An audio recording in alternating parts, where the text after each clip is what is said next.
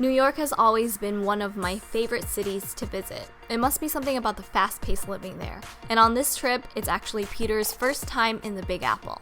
So as always, on any of our new adventures somewhere, we decided to eat our way through New York. We stayed at the Row NYC, where the city kitchen was conveniently attached to the hotel lobby, and it's almost like a small-scale cafeteria, and there's a ton of popular eateries inside. And after grabbing a quick bite to eat, we walked a short distance from our hotel to the middle of Times Square. And although this area is a very busy, large tourist attraction, nothing beats seeing Times Square in person at night for the first time. We were in the mood to explore, so we walked our way to one of my favorite boba spots and grabbed some late-night Taiwanese snacks and some drinks.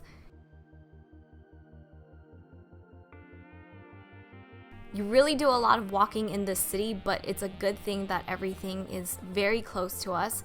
And we ended up at the Rockefeller Center, where there were still a lot of people out admiring the city, and Peter tried his first genuine New York street dog. And before heading back to the hotel to call it a night, I decided to grab a New York slice because, of course, if you're in New York, you just have to. The next morning, we grabbed some brunch with one of my longtime friends from home who had just moved to New York, and she brought us to BUVETTE in West Village, which was a really cute French brunch spot, and we just sat and caught up with each other.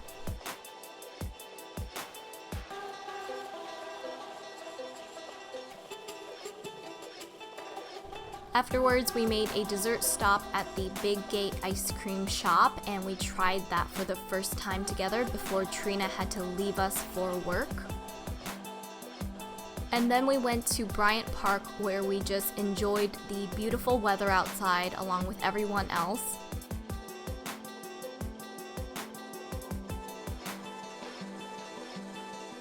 I have a major sweet tooth and I cannot get enough dessert, so we stopped at Lady M for their famous matcha crepe cake. Their cakes are so light and delicate, it's no wonder why there's always a line out the door.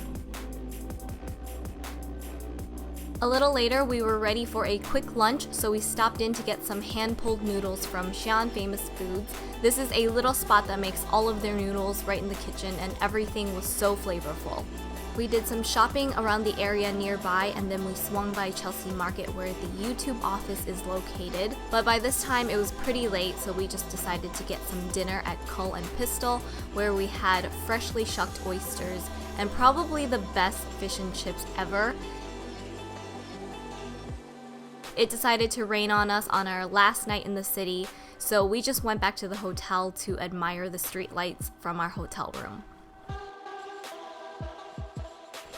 In the morning of the last day of our trip here in New York, we got some traditional dim sum for breakfast, and we just decided to walk around and explore Chinatown for a little bit before we had to get ready to go to the airport. We also found the original Chinatown ice cream factory, and it must have been my sweet tooth spidey senses that brought us here, but they had an array of exotic ice cream flavors like lychee and durian, so I had to get something.